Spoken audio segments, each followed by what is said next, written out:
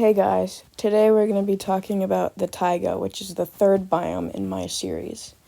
So as you can see, this dark green belt in the north, as well as small pockets on mountains and other places, are considered taigas.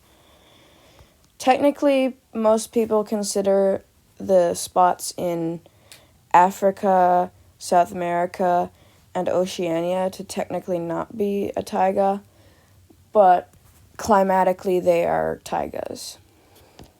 Taigas are found at 50 to 65 degrees north and south, but the range is shifted equatorward in places with cold currents and shifted poleward in places with warm currents. They can also be found in the fitting altitudinal zones in other mountain ranges around the world. It's also typically increased in more continental places and decreased in more oceanic places. In terms of temperature ranges, taigas can range all over the place. In fact, some places like the Magellanic subpolar forests in Patagonia are actually quite mild and don't get below freezing in winter too often. But some places like in the Sakha Republic can average below minus 38 degrees Celsius in winter. Total precipitation in the taiga can actually be anywhere as long as it's not super low. Some taigas have dry summers, whereas others have dry winters. Some are moderately wet year-round, and some are very wet year-round. In the taiga, most of the trees, in fact, almost all of them, are conifers.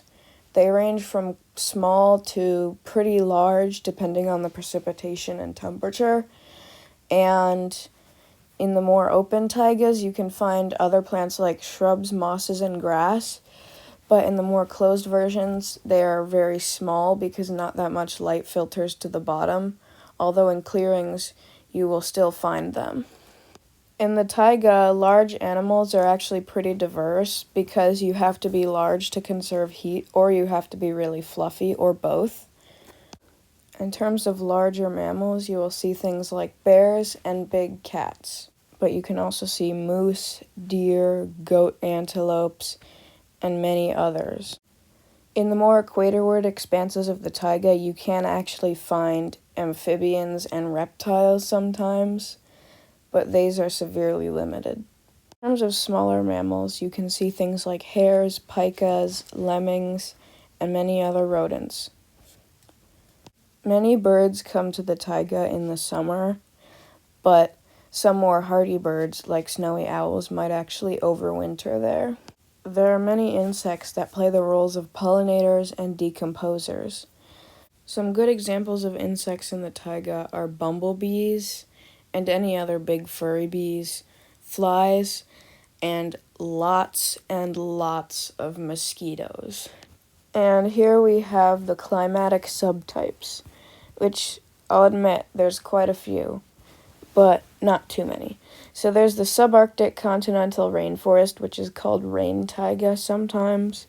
There's the subpolar oceanic rainforest, sometimes considered a cooler temperate rainforest.